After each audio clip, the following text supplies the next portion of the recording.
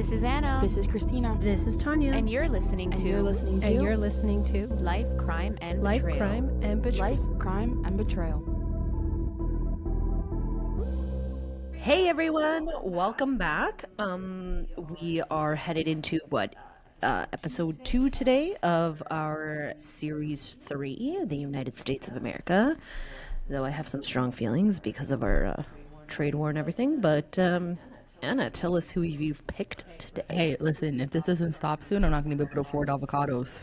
So, putting that out there. I get free produce. Okay, I don't. Do you?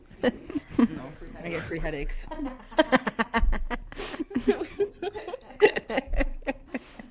That was a good one. Okay. So today, we explore one of the most heartbreaking and disturbing cases of the early 20th century. A case that not only shattered a mother's heart, but also revealed deep flaws in the justice system. This story is of Walter Collins, a young boy who vanished without a trace, and his brave mother, Christine Collins, whose relentless pursuit of justice would change the course of her life and expose the dark corners of law enforcement. In 1928, Walter Collins was just 9 years old when he disappeared in Los Angeles. His mother, Christine, would fight for years to find him, and when she thought she had, she uncovered an even darker reality. Fuck Los Angeles, man. All the cases that go wrong are in LA. It's true. This is a twisted tale of mistaken identity, murder, and unimaginable heartbreak that Christine Collins would become a symbol of maternal love and determination. Her tireless fight for her son's return would take her on a journey into the very heart of corruption and tragedy. But as the mystery unfolds, we're left with one question: who was responsible for Walter's disappearance? So join us as we discuss the case of Walter Collins and Christine Collins. Not to be a dipshit, have any of you seen Jeff Dunham, the puppets? The guy, the puppeteer guy? I've heard of He's a him. comedian. He has a puppet named Walter, and he's a grumpy old man. So every time you talk about Walter, all I can think of is the puppet, the grumpy old man puppet. I think I've heard of it. Oh, man. He's hilarious. But anyways, sorry. My bad. Walter Collins was born in September 1918 to Christine Collins, who was born in 1888, and Walter J. Collins, who was the father, and he was also a ex-convict. From all my knowledge and information I was able to gather, Christine pretty much raised Walter on her own, given the fact that, the father was in and out of prison, and they were extremely, extremely close. Unfortunately, there's not too much information on their backstory or their early lives, as this was over a century ago. Oh my god, yeah. Mm-hmm. Almost. 1918. Did you hear her through the recording? Because I didn't hear her on my headphones. My mic was off. Why do you always have your mic off? Why does this happen to you every single time? I don't know. Okay, what were you saying? My question was, is this one of the oldest cases that we're studying? So far, yes. Because no, wait, what was No, the one in not Coldberg, Ontario. This is older. Really? Mm-hmm. with the death row one? What was his name again? This is older. Oh my god. Yeah. Interesting. On Sherilyn Harper? yes. That's it. On March 10, 1928, 9-year-old Walter Collins asked his mother, Christine, for a dime to go see a movie. She handed him the coin, watched him head out the door, but she never saw him again. Walter was last seen leaving their home in Lincoln Heights neighborhood of Los Angeles, and when he didn't return that evening, Christine became frantic. This was completely out of character for her son, who had obviously never gone missing before, but he was never late for curfews and he always followed instructions. Recognizing the urgency of the situation, she immediately contacted the Los Angeles Police Department to file a missing persons report. And as anyone knows, first hours in missing person case is always crucial, and Christine was well aware of how important it was to act quickly. Desperate for answers, Christine also scoured the neighborhood searching for any sign of Walter, hoping he might be nearby, but despite her efforts, there was no trace of him to be found. The LAPD, however, did respond swiftly once the missing persons report was filed, launching an investigation into Walter's disappearance. However, despite their involvement, the case had no evidence. It was literally as if Walter had simply vanished into thin air. There was no immediate clues or leads for the police to follow, leaving the investigators baffled. However, very early on, there was a couple of leads that eventually came forth that were significant at the time for investigators. So we had lead number 1, which was Walter's father, who was serving time in Folsom State Prison, thought a former inmate may have kidnapped his son as revenge because Walter's father basically, his job at the facility was to report infractions. So he thought somebody might be retaliating because he was a quote unquote, what do they call it, like a snitch? Like snitch? Like yeah. tattletale? Correct. That's a brutal job to have in a gym. At a jail, yeah. Especially if you're... At the gym. This guy lifted too much. Why is it gym? Oh, she's thinking about those hot boys that she sees at the gym. Sometimes they are. We're gonna have to get my butt there, never mind. According to crimemuseum.org... Oh, crime museum. .org. So we know it's a legit source. Correct. We know. Richard Strothers, a gas station attendant, reported seeing a dead boy wrapped in newspaper in the back of a car when a foreign couple stopped to ask for directions. When the police showed this gas station attendant Walter Collins' photo, they confirmed that this was the boy in the back of the car. Of course, upon further investigation into these two leads, nothing imminent came out of it and nothing that was linking to Walter Collins and his disappearance. It is very important to note that at the time Walter Collins went missing, there was also many young boys who had recently disappeared as well. There was Nelson and Louis Winslow, two young brothers aged 10 and 12, mysteriously disappeared while on their way home to Pomona, California on May 16, 1928. Their sudden absence alarmed their parents, who then received a series of perplexing letters from their sons.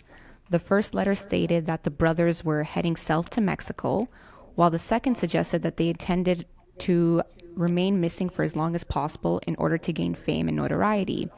These bizarre messages left their family confused and fearful, raising more questions about the boys' whereabouts. However, they were never able to locate either of these two young boys. At first, local law enforcement failed to make any connection between the two disappearances. They also did not link the case to a chilling discovery made earlier that year of a headless body of a young Latino boy found in La Puente in February. Despite the unsettling nature of both cases, authorities did not consider them related, and they didn't investigate the Winslow brothers' disappearance, Walter Collins, or the headless boy at all. So, which to me was mistake number 1, because they're all relatively the same age. They all disappeared around the same time. There should have been at least an investigation to see if there's any relation between any of these cases. I hate hearing stories about like shoddy police work. Like, you clearly have a trend of young boys going missing. You haven't heard shoddy police work, man. When I tell you the stuff that they did, it's wild. So very quickly, for several months, Walter Collins' case went cold. No leads or suspects. But before I continue this story, it's super imperative that I mention at the time of Walter Collins' disappearance, the LAPD was embroiled in significant scandal and corruption during the 1920s. Bingo, there you go. Primarily due to several factors, including bribery, political influence, and poor internal management. So here is some information I was able to gather on what was actually occurring, and it is super important, so I'm not just putting it in there because I want to, but it does come full circle. In the 1920s, Los Angeles was heavily influenced by political corruption, and the LAPD was often tied to that corruption. Local politicians, business elites, and organized crime syndicates had significant sway over law enforcement. Police officers were frequently expected to serve the interests of power political figures rather than upholding the law impartially. And then the 1920s were also the Prohibition years, and organized crime flourished as criminal syndicates took advantage of the illegal alcohol trade. And Christina, my history major, if you want to give a quick summarization on Prohibition for our listeners and audience. The Great Gatsby. Gotcha. Prohibition was a response to, I guess, soldiers coming home from World War One who were, for lack of a better word, partying too hard. I can speak for it from like a Canadian perspective, and I'm sure it's the same case there in the States. So they put a ban on all alcohol. So you couldn't import it, I think you could export it, but you definitely couldn't import it, you couldn't sell it, you couldn't drink it, you couldn't have it.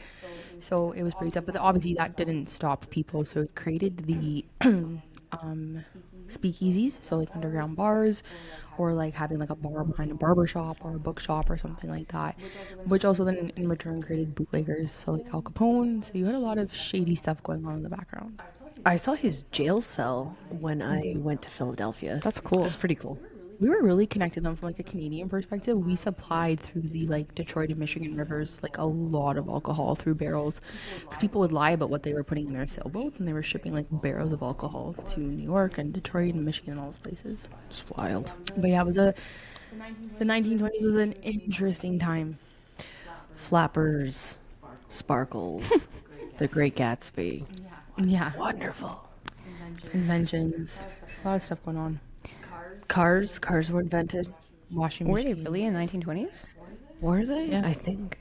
Well, Christina said yes, so Model T Ford came out, I believe. cars invented. Actually, 1885. And the Model T Ford becomes famous during the 20s. Yeah. interesting. So great explanation, and that's exactly what it was.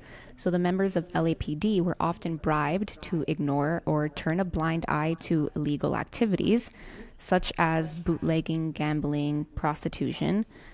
Oh yeah, that's because half the time they were at these speakeasies partying. Correct. Yeah. And some officers were directly involved with the criminal enterprises or accepting bribes to protect illegal operation.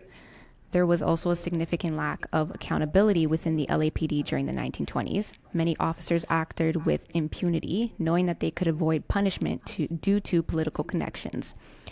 The leadership within the LAPD during this time was often ineffective, contributing to a culture of corruption. So chiefs of police were sometimes selected based on their political loyalty rather than qualifications, which led to poor management and a lack of discipline within the force. They were too busy getting their dicks wet. Yep. She's very abrupt, eh? D-I-C-K. Okay. Well, it's so true though, because it's like, just let's try and put two and two together, okay? They just came back from World War One, and it's like, okay, what corruption besides alcohol are you gonna get? It's the prostitution, and that's what pretty much.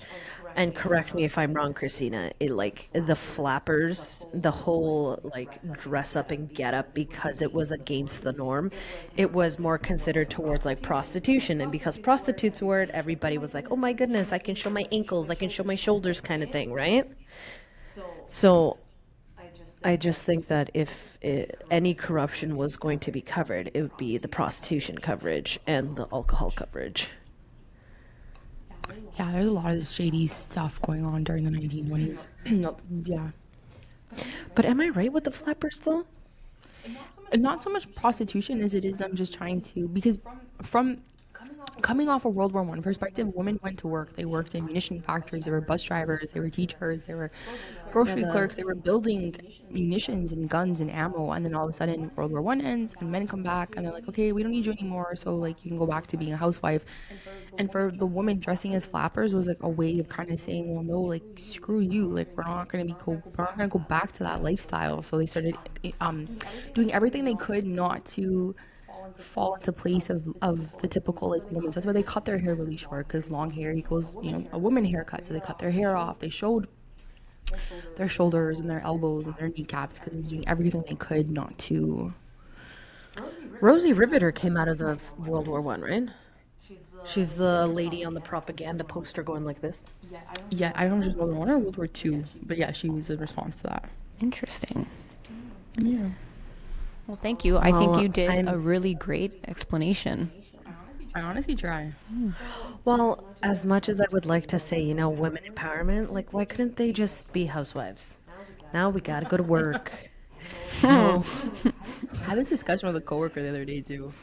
Like, I love women empowerment, but just keep the empowerment at home, Wow. I mean, Does it mean that? No, I don't mean that. It was a joke. It was more like, fuck, I would rather At be a home? housewife if Yeah. I could than like I don't actually going to I don't work. think I can argue that one. I really don't. Some mornings I'm driving to work and I'm like, who the hell fought for this? Yeah. Yeah. Some mornings, every fucking morning. It's like, yay, rights, but like, fuck. Equal rights. Yeah, we love equal rights. And my husband sometimes when, sorry, I'm going on a tangent. Sometimes when it's like I have to do something, he's like, honey, equal rights, remember? And I'm like, fuck you. Fuck you. It's equal rights until I gotta go outside and shovel the snow. Amen. Facts. So, with that explanation from Christina, I said it because the corruption within the LAPD continued to escalate, and then it eventually became a matter of public knowledge. So, the trust between law enforcement and the citizens of Los Angeles understandably worsened, sparking widespread anger and tension. These growing issues reached a boiling point just as Walter Collins went missing. The LAPD faced mounting embarrassment over their inability to locate the missing boy, placing intense pressure on the police force and police chief James Davis to solve the case. For 5 long months, Christine Collins clung to hope and prayed for the safe return of her son. And then in August 1928, a glimmer of hope appeared. Illinois police had detained a young boy who initially claimed his name was Arthur and that his father had abandoned him. However, he eventually revealed that he was, in fact, Walter Collins from Los Angeles. Given the media frenzy surrounding Walter's disappearance, his case had become widely known, and the Illinois authorities immediately contacted the LAPD to inform them of the boy's claim and sending photographs for confirmation. The LAPD, in return, of course, reached to Christine Collins, asking her to review the photos. Without hesitation, she firmly stated that the boy in the images was not her son. However, despite her insistence, LAPD Captain J.J. Jones decided to bring the Illinois boy in California, pressuring Christine to, quote, try him out and see if he might be her son. That's ridiculous. Like, mother's instinct kicks in. Like, if she knows it's not her kid, it's not her kid. Yes. And then you might be wondering how the LAPD explained the differences between the two boys. Because remember, this case was massive back in the day.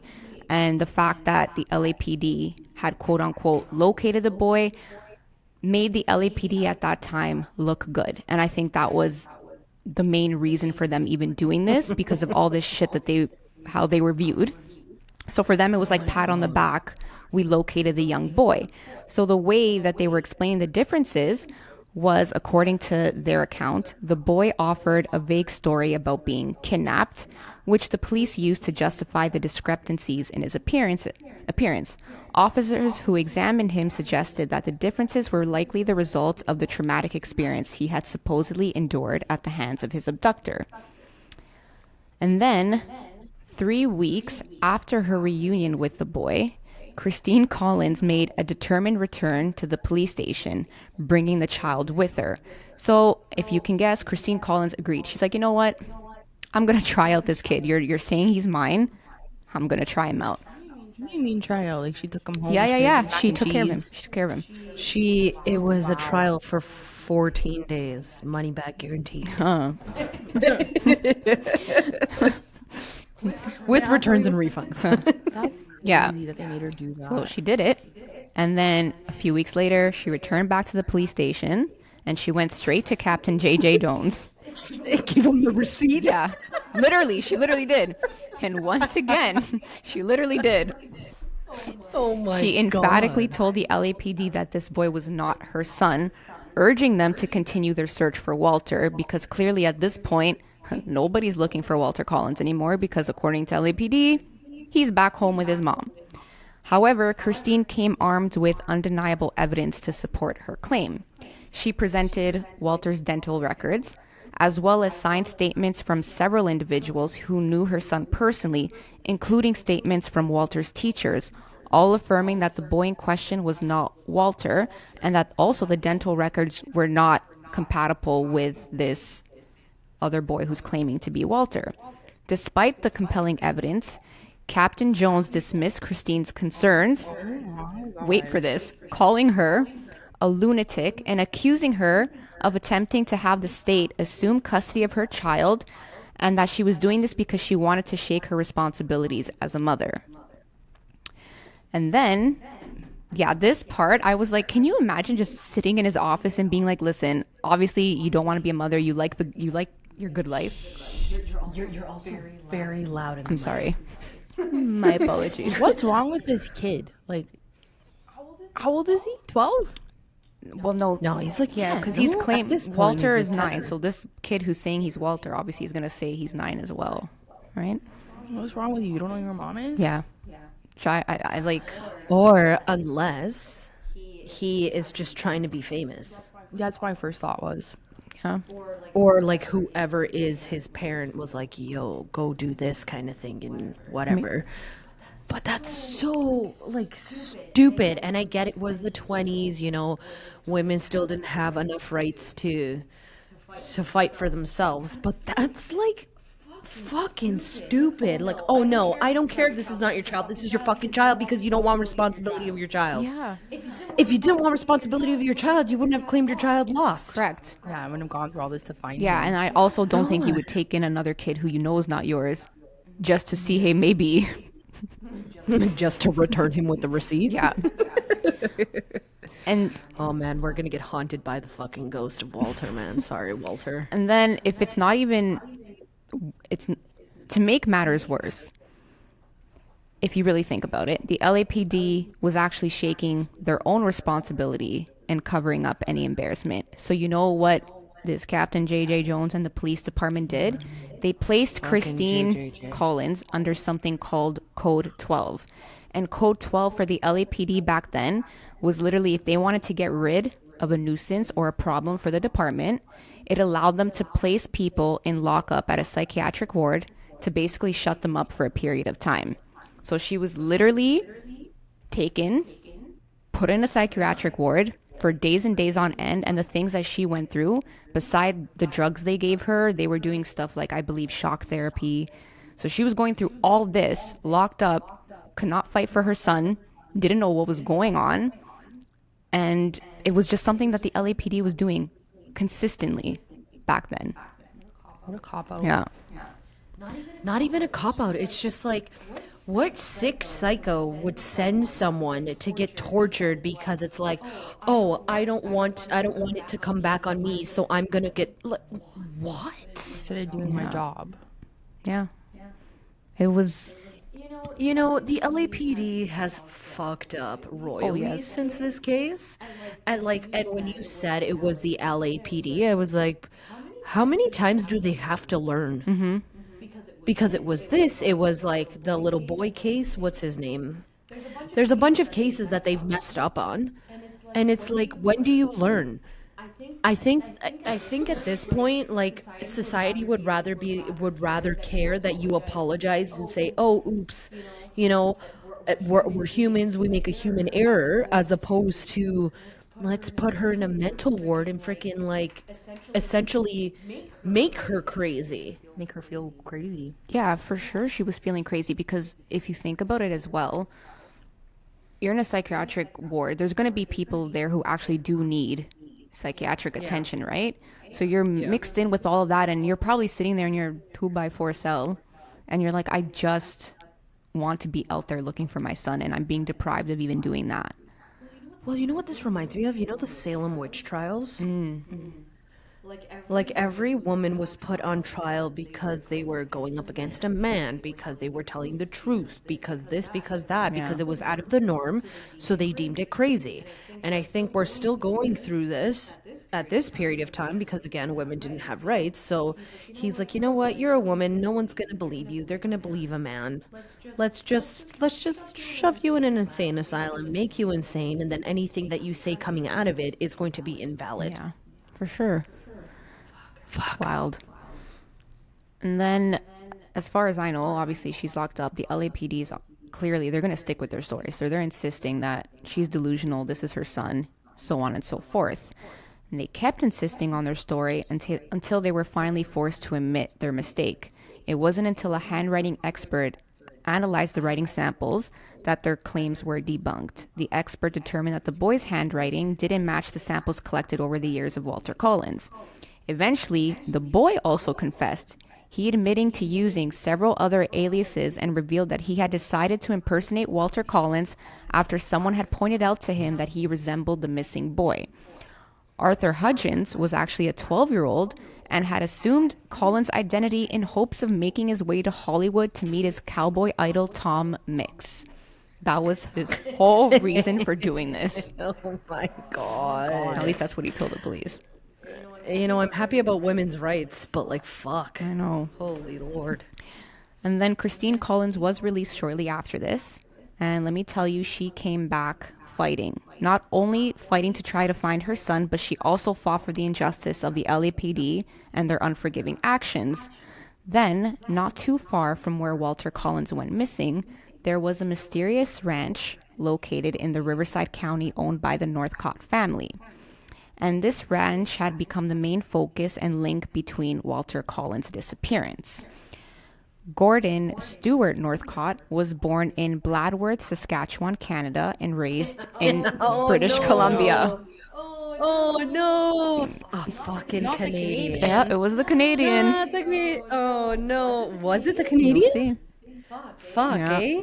He moved to Los Angeles, California with his parents in 1924. And 2 years later, at the age of 19, Northcott asked his father to purchase a plot of land in the community of Wineville, located in Riverside County, where he built a chicken ranch and a house with the help of his father and his nephew, 11-year-old Sanford Clark. It was said that Gordon Northcott was physically and sexually abusing his nephew, and that he may have brought his nephew into U.S. illegally, so kidnapping him basically. And then at one point, Sanford Clark's 19-year-old sister Jessie was becoming very concerned for her younger brother because she was receiving letters from him and they just seemed odd, and the things that he was saying were giving her red flags. So concerned for his welfare, she visited the Wineville Ranch, and eventually she got her younger brother, Sanford Clark, to tell her that Northcott had murdered innocent boys at his ranch. Gordon Northcott would kidnap the boys, lock them up in his chicken coop to abuse them. Typically, it was said after abusing a victim, he would drive the boys home and let them go.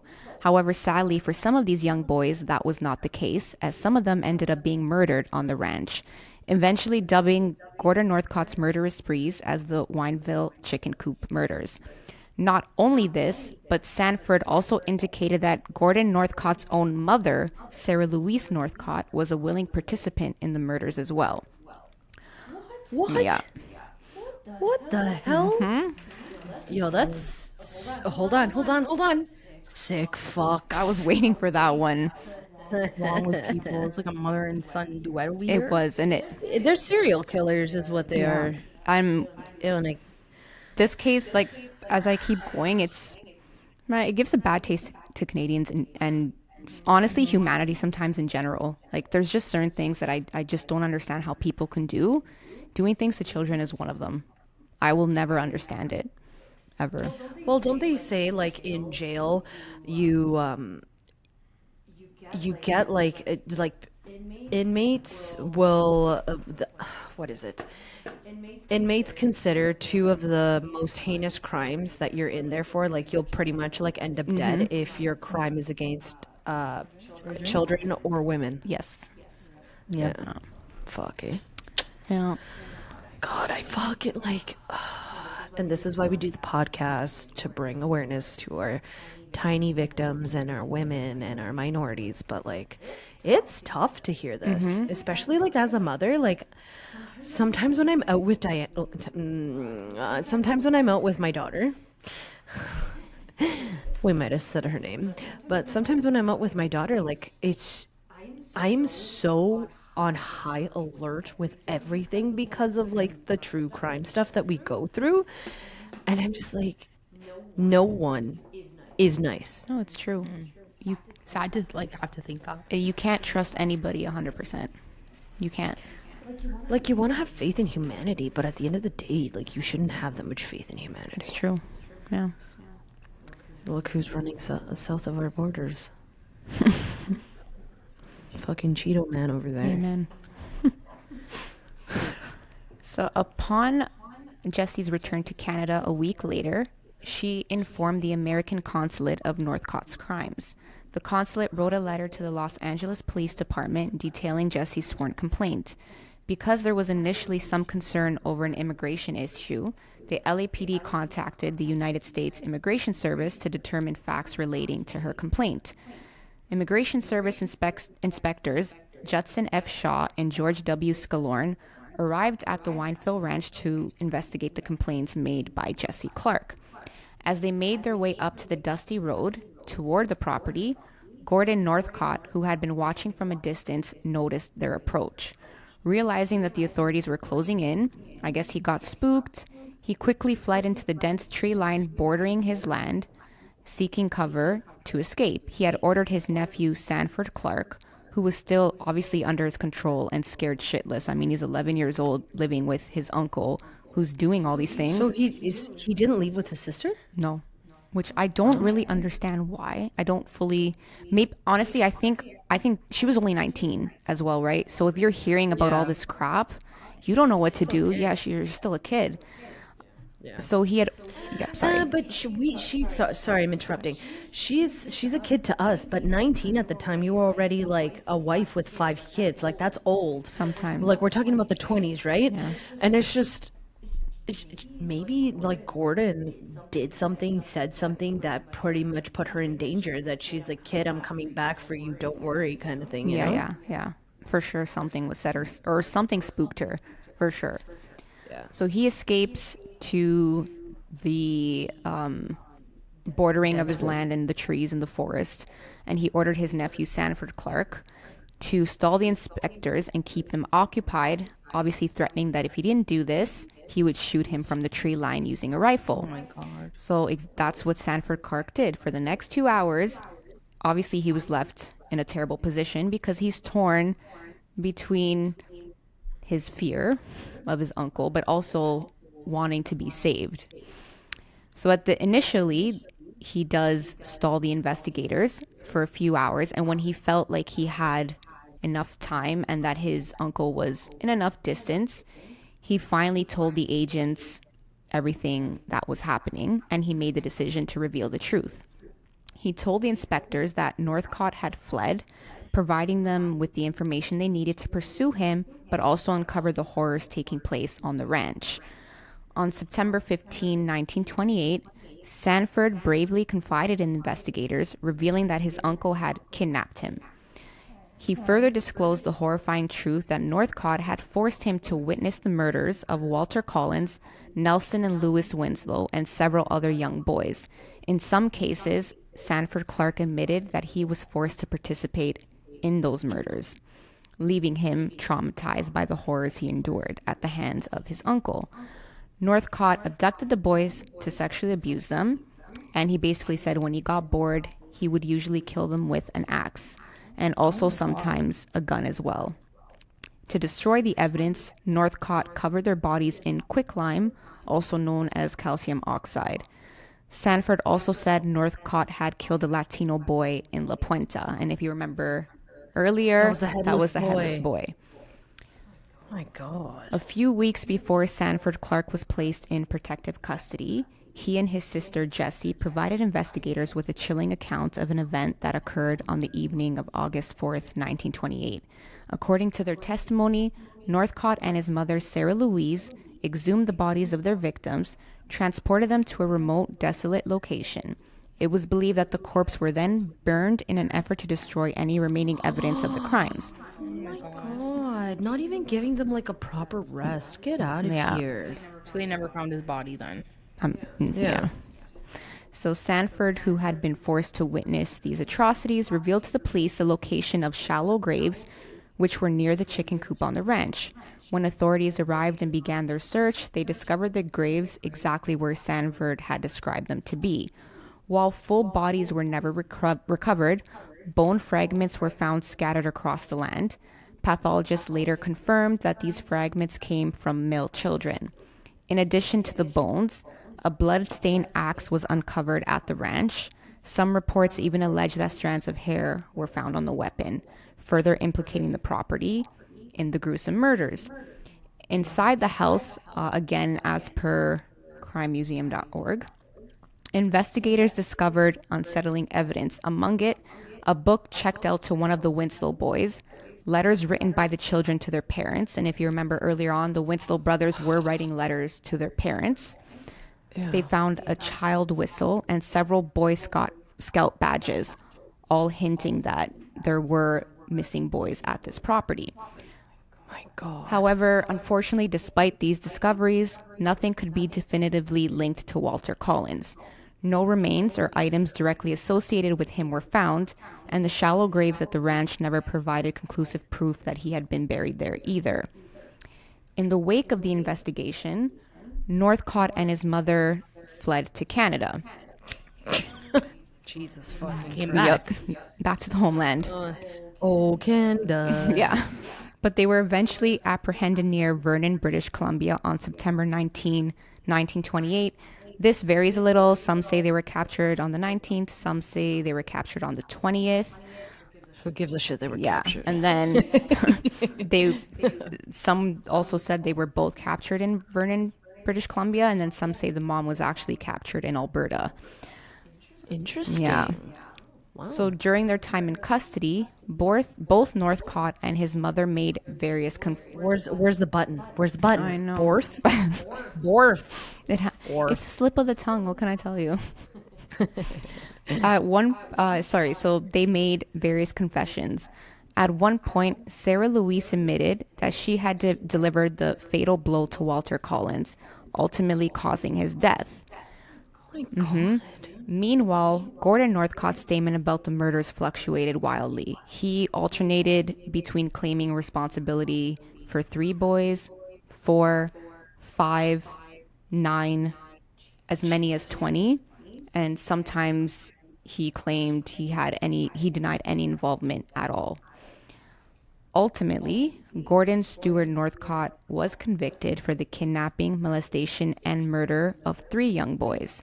His mother, Sarah Louise, was charged with the murder of Walter Collins.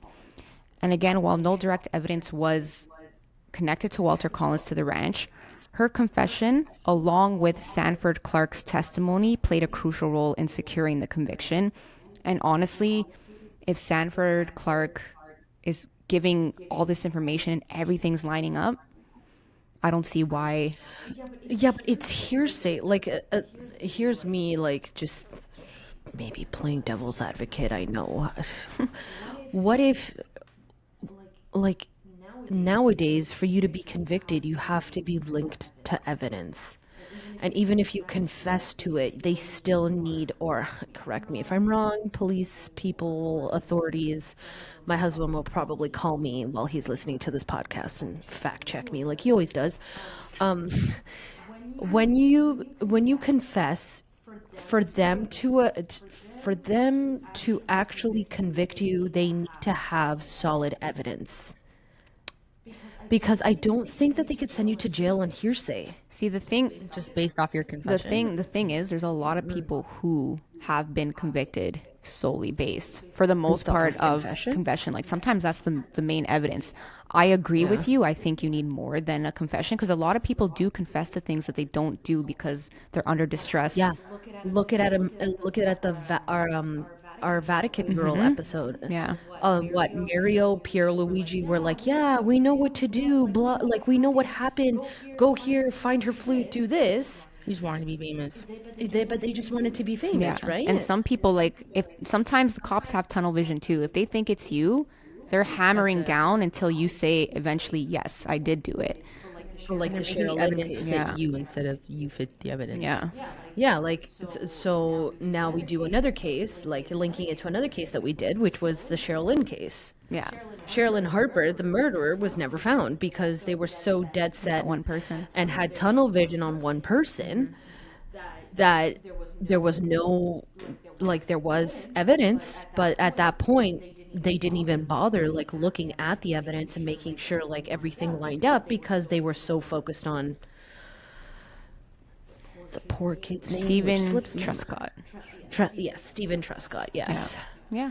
So it's like it's odd to me that they didn't find evidence of Walter Collins on this chicken ranch. Yeah, it's a little. But then I bear the question that maybe this guy didn't do I it. think he did. I think he did, and I feel like when he was probably burned. Yeah. And he was probably part of the remains because at that point you can only pinpoint it to that it was a male, right? Or a boy. But you can't, at that point, all the DNA runs out the window with who exactly, like whose DNA exactly was there. But And now I'm thinking, were they buried with their clothes? Because Walter didn't go out with any artifacts on him besides that dime. yeah, according to the testimony, correct. And also, if you think about it, I think Walter Collins was massive. So if not Truscott, oh my God, if Northcott, He had time to get rid of the evidence. right, knows that, oh, Walter Collins is all over the place, then he's definitely going to be someone that you want to get the evidence gone and ASAP. Yeah. Wild. And now I'm thinking about like the headless boy that they found. Where's his head? Yeah, You that's know? Yeah. gruesome. Fuck. So it was, He Ted Bundy that He shit. really did, Buried yeah. it. Yeah. Fuck. and although it was a little, I don't know, not a little weird. So basically, because the mom, Northcott's mom, had confessed to ultimately killing Walter in her testimony, obviously it's in everyone's high opinion that her son had a lot of involvement in also Walter Collins' death. But because the mom was already prosecuted for Walter Collins, the prosecutors decided not to convict Northcott of that murder because his mother was already sentenced for it. So in early 1929, Northcott stood trial before Judge George R. Freeman in Riverside County, California. I literally just put that there because I just like saying the name. George R. Freeman. During the 27-day trial, the jury was presented with the evidence of the kidnapping, sexual assault, and torture of the Winslow brothers and the so-called headless Mexican boy. Interesting fact, Northcott kept firing his defense team, and eventually he defended himself throughout the whole trial. And from what I understood, they said it did him no fucking favors. They said he was terrible, he was all over the place, and it did not help him at all. When in doubt, ladies, just be your own defense. Yeah, Oh my God, it's like the worst thing. I know. And on Oh God. On February 8, 1929, the jury convicted Northcott of these murders. On February 13, the judge sentenced him to death, and Northcott was executed by hanging at San Quentin State Prison on October 2nd, 1930. However, Wow, that was quick. I know, because eh? usually now it takes like 30, 40, 50 years. You're sitting on death row for a long time. But I think maybe Shit, eh? because of his crimes. And because alleged, like he confessed to them, right? So it's not like True. like they're thinking that they maybe wrongfully convicted someone or all this other stuff. Like he said, yeah, I sexually assaulted this person. Yeah, I did this. Yeah, I did that. Here are the weapons. Like, Yeah. wild. However, sometimes, and I agree with this, and I might seem cold-hearted, but the execution was actually botched. So when they executed him by hanging, the rope failed to break his neck, and it took a grueling 13 minutes for him to die from strangulation. And you know what? Good fucking riddance. I am super glad that he suffered in his last moments, because I'm sorry, anything that people do to children, you deserve to suffer. Yeah. As long as you can, Yeah. you deserve that suffering. Yeah, I agree. Yeah. And then I also just, Karma's a I bitch. agree. Yeah. And then I also just kind of want to point out Christine Collins, Walter's mother. Obviously, she's no longer alive, but her unwavering courage and strength should never be forgotten because despite the suffering she endured at the hands of LAPD and particularly during the chaotic aftermath of her son's disappearance, during JJJ's yes, reign in LAPD. she fought so relentlessly for justice, not just for Walter, but for the system in general. And her efforts actually brought meaningful change within the LAPD and in the treatment of missing children cases in general, leaving a legacy that would go on to impact law enforcement for years to come. Did they really learn their lesson though? Probably not. Probably not. Like she had fought so hard for her son to come home or to get like answers for her son to come to peace, but yet the LAPD seems to mess up children's cases all the fucking time. Yeah.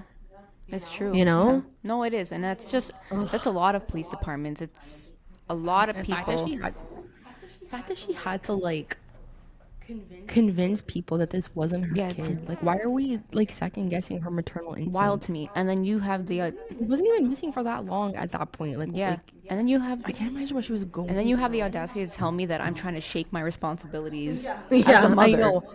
After you've clearly said, "Hey, my child is missing," I am thoroughly like in despair. And then I also want to point out, I don't know if you've seen it, but I've watched it multiple times. I cry like a baby every single time. There is a movie based on this whole story. This is why I chose it, because when I watched it the first time, it hit me so hard, and it's such a good movie. It's called The Changeling The Changeling? with Angelina Jolie. Yeah. The Changeling. It's a TV series? I don't know about the TV series. The movie came out in 2008, Changeling. 2007. Oh. Okay. She does such a good job, but the movie in general is just, it's incredible. And if you just want to see some of the details of the case and what she went through, I would highly recommend that anybody watch it. It's a really good movie. It really is. Wild. And that's pretty much the case of Walter Collins and Christine Collins. I think a mother's love is never wavered. When you love your child, like they'll go to the end of the world for you. Ladies, you know what changeling is? So, changeling comes from European folklore. It's a deformed or imbecilic offspring, a deformed or imbecilic, there you go, imbecilic offspring of fairies or elves substituted by them for a human infant. So it makes does make sense because someone substituted her Son. her son. Interesting. Have you ever watched the movie? Good. Watch No, it. but kudos to whoever fucking made that title because bravo. Yeah, I didn't even know that. Bravo. I always wondered what was the Wow. significance. I don't know why I never searched it. Well, when I was trying to search the movie, I came upon, you see these little weird goblin babies? Yeah. I was like, what are these weird goblin babies? And then I went to all, and then it was like, what is a changeling? And ta-da! That's interesting. Changeling. But yes, I would highly recommend Wow. anybody who hasn't seen the movie go watch it. It's a really good film. And if anyone wants to dive further into this true crime, because we can only dive so far in an hour, to search for it, it's called the 1928 Winville Chicken Coop Murders, just like Anna mentioned earlier in the story. With all these murders taking place on some sort of farm. I know, right? Well, it's like the easiest way. It's the easiest way to cover it up, right? That's what Robert Pickton thought that he could cover up, and he still covers up because there's a lot of remains on that farm that still haven't been identified, Yep. Yeah. right? And the RCMP still thinks that they should get rid of the evidence because they don't need it anymore. But there's a lot of Indigenous women that have been part of that case, or families think that they're part of that case because they haven't been identified. Correct. Yeah. Yeah. And for our awesome viewers during our Canadian series that have commented about this case and have shed some light for us to look at other cases in the Canadian series, like just knowing that it's especially the Robert Pickton case that is so prominent still till this day, even after so many years, just shows like how fucking sick people can be. Yeah. And that farm wasn't even big either. And also shows like when people do stuff like this, like it carries on. It's not something that carries on with people for 5 years. Like it's gonna carry on forever. Yeah, she died not knowing whatever really truly happened to her son. Yeah. Wild. Did she die before the confessional happened? She died in No, she died after. 1964. She died after. She died Yeah. after. But I think also it's kind of hard because he was, from what I understand, very wishy-washy. He was very, I did it. No, I didn't. I'm here. I'm not here. I shouldn't be here. So, and the fact I think that they never got any remains obviously is going to leave you wondering a little bit. Like, is your son actually dead? Or is he just missing? Missing. You know? I don't know. It's missing cases, I think, are the hardest if you don't have closure and you don't know. Especially when they involve kids. Yeah. Yeah. Yeah. All right, ladies, our conclusion as always, our lovely viewers, our lovely listeners, just know humans are not as nice as they seem. We all believe in humanity, but I mean, we only go up to a certain point. Travel in twos. Go to your car. Yep. Travel in pairs. Listen to your mom. Yes. Listen She to your loves you mom. the most. Yep. Even though you might think she's as sick and twisted as like a teenager, but now that we've grown up, Yeah. I guess like listening to our parents say what they say, you know, we were so like naive and vulnerable, just like trusting in strangers that you become so susceptible to like kidnapping. It's true. And now that I've retraced like my steps, I'm like, shit, I'm so lucky. Like, not a lot of kids that go through our scenarios when we were teenagers are that lucky. It's true. I say it all the time. We're very fortunate. Yeah. Well, travel in twos, walk to your car, or if you're walking in at night, to our lovely minority victims, have keys in between your knuckles. That's the fastest way to protect yourself. And like TikTok says, run like a girl. And that trend makes so much sense. I love that trend. That trend is like, oh, they tell me you run like a girl, and all our female victims that have posted on TikTok have said, yeah, I've ran like a girl, but I'm still here. Like, I ran like a girl because so and so was chasing after me because of this, because of that. Like, whether you're a female, whether you're a trans female, whether you're Male. a minority, A person. what, like, it's so insane to say, but like, when you're running, run, and always have 911 ready. And you know what? Even if you don't speak into your phone, they're still there and they'll pinpoint you eventually. Yeah. And just be aware of your surroundings. I think that's very important. You know? All right. As always, thanks for tuning in with us, and we'll see you next week. Love you. Bye, betrayers. Bye. Bye.